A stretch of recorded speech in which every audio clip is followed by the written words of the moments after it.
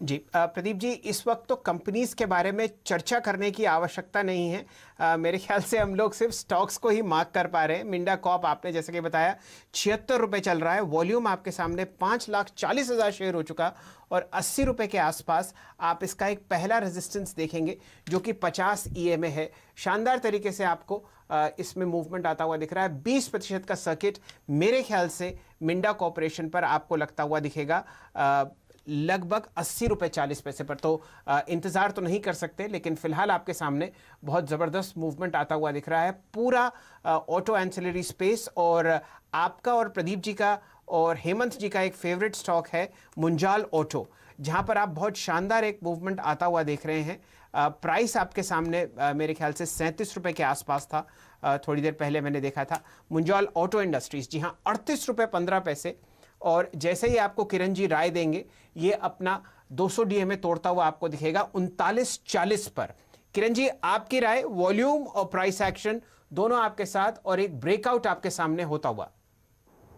Breakout अभी अभी हुआ है 3750 पे, अभी 40 ही हो चुका है, तो ज्यादा दूर नहीं गया है। मेरा मानना है कि फर्स्ट टारगेट के लिए मेरा मानना है कि 42 रुपीज 70 पैसे का मेरा पहला टारगेट रहेगा और दूसरा टारगेट 50 रुपए का रहेगा। ये 50 रुपए का आने के लिए 3-4 दिन लग सकते हैं, पर मैं जिस तरीके से ये वेलोसिटी से चल रहा है, वॉल्यूम के साथ चल रहा है, मेरा मानना है कि ये दोनों टारगेट हासिल हो जाने चाहिए। 37 रुपीज 50 पैसे पे आपका स्टॉप लॉस होना चाहिए। तो बहुत शानदार तरीके से आज ऑटो एंसिलरी स्पेस आपको CNBC आवाज़ पर पकड़ती हुई दिखाई दिख रही है। हम लोगों ने बहुत सारे स्टॉक्स डिस्कस किए, जिसमें आप फिलहाल मुंजाल ऑटो पर CNBC आवाज़ का जादू देख रहे हैं। फिलहाल 40 रुपये 15 पैसे के आसपास ये स्टॉक अब अपने 200 DMA को तोड़ता हुआ आपको दिखेगा। और अगर हेमंत जी घर पर इस वक्त शो देख रहे हैं तो उन्हें याद होगा कि ये प्राइस हमने लगभग 19 रुपये के आसपास पकड़ा था मार्च के मध्य में, और वहाँ से अब तक स्टॉक आपको लगभग 80 से 90% रिटर्न जाता हुआ दिख रहा है। मिंडा कॉर्प और मिंडा इंडस्ट्रीज दोनों पर चर्चा हुई, इंपा पर चर्चा हुई, और ये सारी बातें जब शुरू हुई थी तो बात चर्चा पर ऑटो एक्सेल्स से हुई थी। तो शानदार तेजी आपको सिर्फ और सिर्फ CNBC आवाज़ पर पकड़ते देखते हैं। 2:20 हो चुके हैं। फिलहाल निफ्टी आपके सामने 151 पॉइंट ऊपर है, 9182 के आसपास त्रिशंकु की तरह दिन के हाई और लो के बीच में अटका हुआ है। बैंक निफ्टी पे आपने वापस 20,000 का लेवल देख लिया है। आज का लो 19,712 था और फिलहाल इसमें 685 अंक की तेजी आती हुई दिख रही है। चलिए जरा लार्ज कैप स्टॉक्स पर थोड़ी चर्चा वापस लाते हैं। किरण जी, आपके सामने एक स्टॉक है आयशर मोटर्स। यहां पर जब हमने चर्चा शुरू करी इस शो की तो ये दिन के उच्चतम लेवल पे था, 6% ऊपर, निफ्टी का टॉप गेनर, और अब इसमें आप 7% की तेजी आते हुए देख रहे हैं। मैनेजमेंट ने बहुत जबरदस्त बुलिश कमेंट्स दिए हैं और कहा है जिस दिन लॉकडाउन खुलेगा आप उसी के 10 या 15 दिन बाद एक जबरदस्त डिमांड आते हुए देख रहे हैं। गैप अप ओपनिंग हुई है, बताइए क्या राय है आपकी? 3,40,000 वॉल्यूम इसका NSE पर। चलिए, मैं थोड़े से लंबे चार्ट देख रहा था। ये स्टॉक करीबन 23,000 से लेके 12,700 तक नीचे आया और इस दरमियान एक भी बार इसने एक हायर टॉप हायर बॉटम नहीं किया। अभी ये फर्स्ट इंस्टेंस है जहां पे इसने एक हायर टॉप हायर बॉटम किया है। पहला बॉटम था करीबन 12,600 के करीब, फिर दूसरा टॉप था करीबन 14,000। पहला बॉटम, फर्स्ट हायर बॉटम था 13,150 के करीब, और अभी ये जो फर्स्ट टॉप था इसने तोड़ दिया है। तो मेरा मानना है ये ट्रेंड रिवर्सल का पहला संकेत है। मेरा मानना है कि लॉन्ग पोजीशंस रखने चाहिए। 14,000 का आपका स्टॉप लॉस होगा और टारगेट्स के लिए मैं मानता हूं कि 15,000 पहला और फिर नेक्स्ट रेजिस्टेंस जो आता है वो 16,200 का है। तो ये दो टारगेट्स मान के चलने चाहिए। बहुत महीनों के बाद मैं आयशर मोटर पे बुलिश कॉल दे रहा हूं। बिल्कुल, आयशर मोटर्स पे बुलिश कॉल काफी वक्त के बाद आपके सामने आती हुई, और विनोद दासारी साहब जो पहले अशोक लेलैंड में थे अब यहाँ पर हैं, और उन्होंने जो आउटलुक बताया है बहुत ही जबरदस्त है। वो कह रहे हैं मुश्किल से 10 दिन की भी इन्वेंट्री नहीं है सिस्टम में, जैसे ही सब कुछ सामान्य होगा हम तेजी के साथ प्रोडक्शन शुरू करेंगे और वो आपको तुरंत रिफ्लेक्ट होता हुआ दिखेगा कंपनी के परफॉर्मेंस में। तो ये उस गाइडेंस का कमाल है जो दासारी साहब की ओर से आया है। इस बीच नजर डालिए एक बार फिर से डीसीएम श्रीराम कंसोलिडेटेड, जो आज का हमारा पंड्या का फंडा स्टॉक था, देखिए 20% के सर्किट पे लग चुका है ये स्टॉक। एक बार के डायरेक्टर साहब उसको स्क्रीन पर लेकर आइए। जबरदस्त तेजी और तगड़े वॉल्यूम के साथ आज आपने ये मूव आते हुए देखा है इस शेयर में। मैं आपको बता दूं, इस समय तक जो वॉल्यूम आपने यहाँ पर आते हुए देखे हैं वो आपको करीब एक हफ्ते के अंदर नजर आते हैं। तो तगड़े वॉल्यूम के साथ आज ये स्टॉक आपको फिलहाल सर्किट पे नजर आ रहा है। लेकिन लौटते हैं ऑटो शेयर्स की ओर, और एक एंसिलरी स्टॉक जिसकी हमने अभी बात नहीं की, ये मैंने आपको सुबह सुझाया था आज, और वो है सुंदरम फास्टनर्स, टीवीएस ग्रुप की कंपनी ये भी है, और ऑटो एंसिलरी सेक्टर से ये जुड़ी हुई कंपनी है। और आप देखिए स्टॉक पे एक नजरिया फिर से लेते हैं। किरण, जरा इस चार्ट पे नजर डालिए, सुंदरम फास्टनर्स क्या देख रहे हैं आप? आज सुबह भी काफी अच्छा मूव आया था और इस समय भी ये दिन के हाइस की तरफ आपको अग्रसर दिखाई देगा।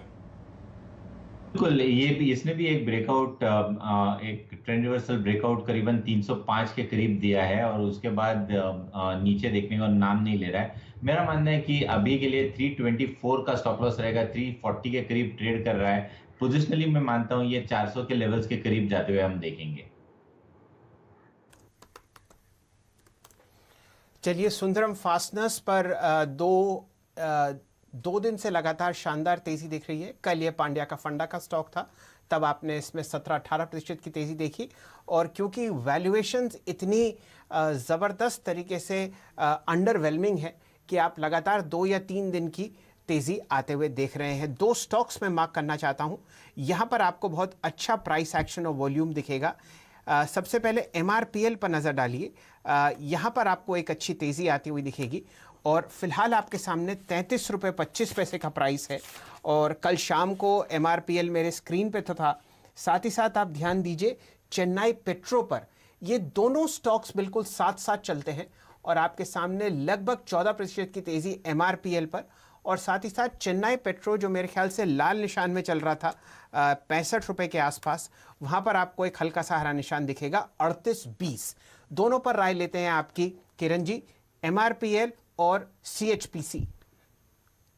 MRPL पे मेरा मानना है कि 38 से लेके 40 के टारगेट्स देखने को मिल जाने चाहिए, और ये लॉन्ग पोजीशंस के लिए 3150 का स्टॉप लॉस रखना चाहिए। चेन्नई पेट्रो की बात करें तो मेरा मानना है कि चेन्नई पेट्रो में भी एक अच्छा रुझान देखने को मिल रहा है। इधर 6650 का मेरा स्टॉप लॉस रहेगा, 70 रुपए पे ट्रेड कर रहा है, और टारगेट्स के लिए मैं मानता हूँ जो नेक्स्ट लेवल ऑफ रेजिस्टेंस है वो करीबन 75 का पहला है, और दूसरा है करीबन 78-79 का। तो ये टारगेट्स मान के चलने चाहिए ये दोनों काउंटर्स पे। जी, चेन्नई पेट्रो में एक बात मैं मार्क करना चाह रहा था, इस कंपनी की बुक वैल्यू 192 है, और प्राइस आपके सामने लगभग 70 रुपए से एक कम प्राइस।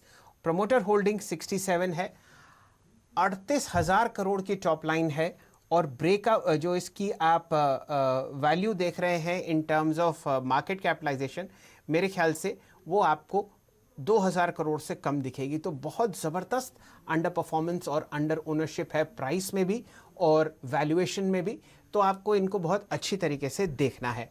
चलिए, गर्मी का दौर बढ़ रहा है, और बहुत समय से आपको दिखेगा कि केरला जैसे स्टेट्स हैं जिन्होंने एयर कंडीशनर्स एक्सेट्रा की जो सेल है वो अब खोल दी है कोविड के बावजूद। तो अच्छा प्राइस और एक्शन आपको वोल्टास और ख़ासकर कूलर बनाने कंपनीज में आता हुआ दिख रहा है। वोल्टास आपके सामने आज लगभग अपने 20 EMA के आसपास ट्रेड कर रहा है, 518 का प्राइस है, और इसने दिन का सबसे उच्चतम लेवल लगभग 545 लगाया है। तो शानदार तरीके से हमने ऑटो एंसिलरी थीम के ऊपर काफ़ी चर्चा करी, और अब जो गर्मी के प्रकोप से हम सब लोग कम से कम नॉर्थ दिल्ली में हैं परेशानी में, तो आपको राय लेंगे किरण जी वोल्टास पर। वोल्टास का एक्चुअली हम एकदम नजदीक वाले सपोर्ट के करीब ट्रेड कर रहे हैं। जो सपोर्ट है वो करीबन 520 से लेके 515 का है, तो आपका स्टॉप लॉस उसके इर्द गिर्द होना चाहिए। और जो नेक्स्ट रेजिस्टेंस है जिसके ऊपर मैं एग्रेसिव बाय करने की सलाह दूंगा वो है 540। थोड़ा सा दूर है पर इसके ऊपर ही मैं एग्रेसिव बाय करने की सलाह दूंगा। शैल जी, आपने थोड़ी देर पहले कूलर की बात की, सिम्फनी पे थोड़ा सा देखना चाहिए। इधर मुझे एक बहुत अच्छा ब्रेकआउट देखने को मिल रहा है। सिम्फनी में अभी करीबन 1040 के करीब ट्रेड कर रहा है। ये बाय इमीडिएट बाय करने की सलाह है। 1020 का मेरा स्टॉप लॉस रहेगा, और टारगेट्स के लिए मैं मानता हूं कि कैजुअली आज के सत्र में 1120 से लेके 1140 के टारगेट्स आपको देखने को मिलेंगे, यानी इधर से कम एक 100 रुपए की मूव देखने को मिलेगी। रिस्क सिर्फ 20 रुपए का है। जी, कल के सत्र में भी हम लोगों ने सिम्फनी पे बात करी थी और आज जो खबरें आ रही हैं वो ये हैं कि केरला जैसे स्टेट्स ने आपको एसीज और कूलर्स की सेल्स जो है वो अब खोल दी गई हैं और इसीलिए आप शानदार मूवमेंट आता हुआ देख रहे हैं। सिम्फनी 1054 के आसपास ट्रेड कर रहा है और आपके सामने जो वॉल्यूम है वो मेरे ख्याल से अप्रैल के महीने मिड मार्च से अब तक सबसे हाईएस्ट वॉल्यूम है। आपके सामने 9.9% ऊपर है स्टॉक और लगभग इसमें 10% का आपको सर्किट लगता हुआ दिखेगा। किरण जी, हम लोग वोल्टास की अक्सर चर्चा करते हैं लेकिन ये भूल जाते हैं कि देश की सबसे बड़ी जो एयर कंडीशनिंग कंपनी है ब्लू स्टार, उसका 51वां साल चल रहा है लिस्टिंग का और स्टॉक आपकी निगाहों के लिए आतुर है। 524 रुपए पे गैप अप ओपनिंग और शानदार आपको प्राइस और वॉल्यूम एक्शन आता हुआ दिखेगा 92,000 शेयर पर। देखिए, फरवरी महीने से ये लगातार बहुत अच्छी तरह से टूट गया है। वो 850 का स्टॉक 450 के करीब आ गया और जैसे मैंने आयशर मोटर के बारे में बात की, ये भी एक first time higher top higher bottom का पैटर्न देखने को मिल रहा है एंड ऑफ डे चार्ट्स पे।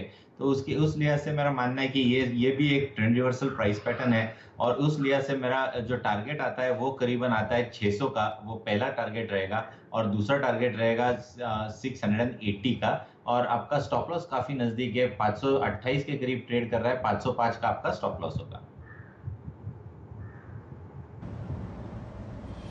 बिल्कुल, तो देखिए आप ये तमाम स्टॉक्स आप इस वक्त भागते हुए देख रहे हैं और इस समय तो जो कंप्लेंट्स आ रही हैं कि लॉकडाउन की वजह से काफ़ी लोगों ने एसी चलाने शुरू तो किए लेकिन अब उसमें दिक्कतें आ रही हैं और अब रिपेयर कराने की, रिप्लेसमेंट कराने की ज़रूरत है। और देखिए जिन हिस्सों में देश में बहुत सीरियस कंडीशन नहीं है, तकरीबन 325 जिले ऐसे हैं, वहाँ पर आपको ज़रूर अब ये सर्विसेज भी खुलती हुई नज़र आएंगी 21 तारीख से रिपेयर की, रिप्लेसमेंट की और उसका फ़ायदा आपको मिलते हुए दिखाई देगा।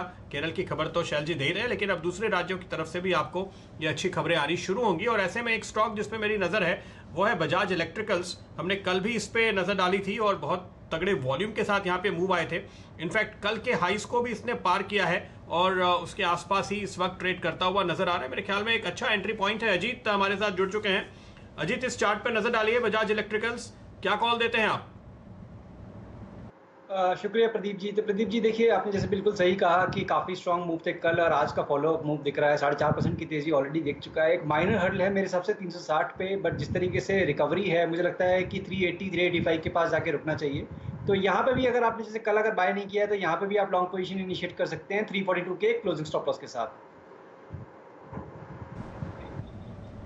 342 के क्लोजिंग स्टॉप के साथ आपको खरीदारी की राय दी जा रही है। अगर आप भूल गए हो तो आपको याद दिला दूं, 2018 में ये स्टॉक करीब 700 रुपए का हुआ करता था और ज़्यादा पीछे नहीं, इसी साल फरवरी में ये स्टॉक तकरीबन 460 पे ट्रेड किया करता था। चलिए, वक्त हो चुका है 2:30 बजे का ट्रेड लेने का, जो कि अजीत आप ही बता रहे हैं। बताइए क्या है आपका स्टॉक? तो प्रदीप जी देखिए, जिस तरीके से टेलीकॉम में अभी तेजी रही उसके बाद एक पॉज मिला है भारतीय एयरटेल में, मेरे हिसाब से काफ़ी अच्छी अपॉर्चुनिटी है। अगर इंट्राडे चार्ट्स आप देखेंगे तो एक तेजी के बाद जो ऑसिलेटर को थोड़ा सा रिलीफ चाहिए था, ऑसिलेटर्स वो रिलीफ पा चुके हैं और एक काफ़ी स्ट्रॉन्ग बेस बना है, तो रिस्क रिवॉर्ड काफ़ी फेवरेबल है। मेरे हिसाब से एक छोटा सा स्टॉप लॉस रहेगा 485 का और 540 530 तक के टारगेट्स के लिए आप यहाँ पे लॉन्ग पोजीशन क्रिएट कर सकते हैं। जी जी हाँ, एयरटेल पे तो बहुत अच्छी राय आपको दीवान साहब ने भी दी थी। प्रकाश दीवान साहब का भी एक ये फेवरेट स्टॉक है। लेकिन प्रदीप जी, आपने बात करी परेशानी की एसीज़ में, क्योंकि सर्विसेज नहीं हो पा रही तो इसलिए एसी सेल्स तो वैसे ही नहीं थी और एसी का इस्तेमाल नहीं हो रहा, लेकिन इस्तेमाल पंखों का हो रहा है। और आप देखिए, एक फेवरेट स्टॉक हमारे बाज़ार का रहा है ओरिएंट इलेक्ट्रिक। आपने बजाज इलेक्ट्रिक की बात करी लेकिन रैली आपको दोनों स्टॉक्स में आती हुई दिखेगी। ओरिएंट इलेक्ट्रिक पर अगर आप नज़र डालें तो ये आपको 7-8% ऊपर ऑलरेडी दिखेगा। वॉल्यूम